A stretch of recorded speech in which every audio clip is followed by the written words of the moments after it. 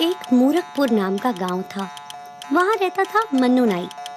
मन्नू की खुद की नाई की दुकान थी, पर मन्नू बहुत ही आलसी था।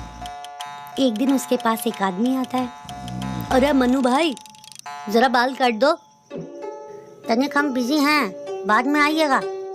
अरे तुम तो सो ही रहे हो, कहाँ हो बिजी?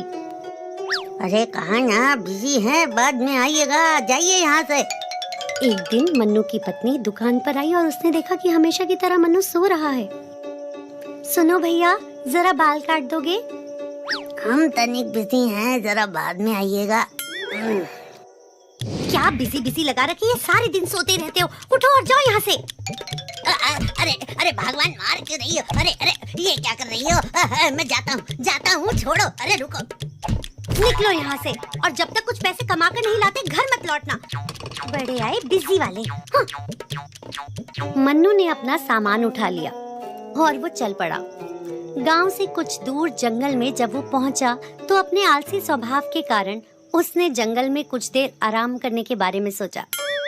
मन्नू एक पेड़ के नीचे आराम कर ही रहा था, तभी वहाँ अचानक एक राक्षस आ गया और आके मन्नू के सामने खड़ा हो गया।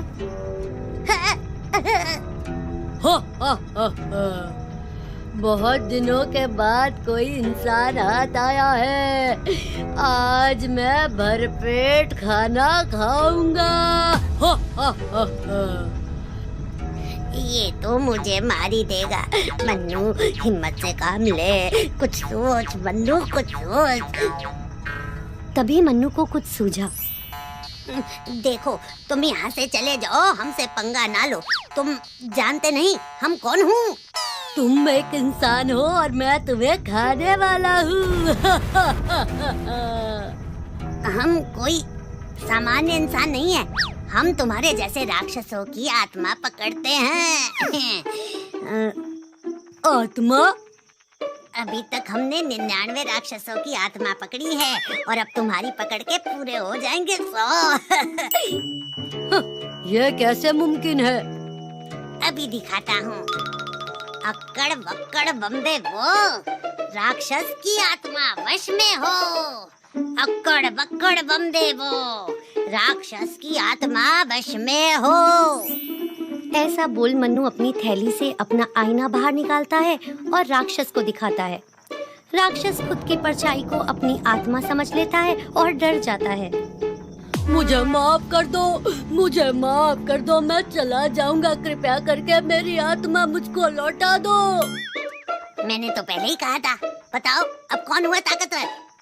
भाई जी प्लीज हमें माफ कर दीजिए, मैं आपको जो चाहिए वो दूंगा, प्लीज हमारी आत्मा को छोड़ दीजिए। ऐसे कैसे जाने दूं? तुम्हारी आत्मा को पकड़ के हम इसे पंडित को दे देंगे, वो हमको बदले में 500 सोने के सिक्के देंगे। बस 500 में? मैं तो आपको पूरा का पूरा खजाना दे सकता हूँ।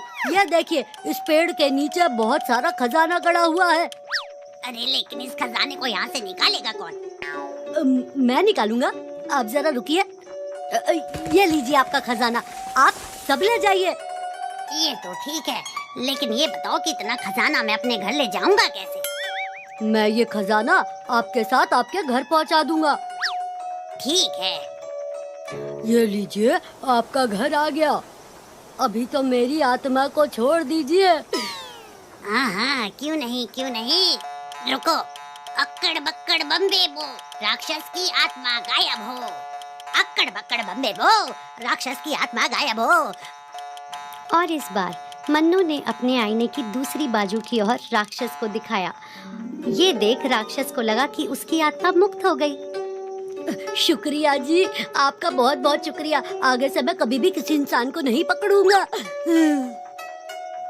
हाँ, नहीं तो याद रखना, मैं तुम्हारी आत्मा को फिर से पकड़ लूंगा। और ऐसा कहते ही राक्षस दुम दबा के वहाँ से उड़न छू हो गया। तो बच्चों, इस कहानी से हमें क्या सीख मिली? यही कि हमें बिल्कुल आलसी नहीं होना चाहिए और मुश्किल समय में समझदारी से काम लेना चाहिए।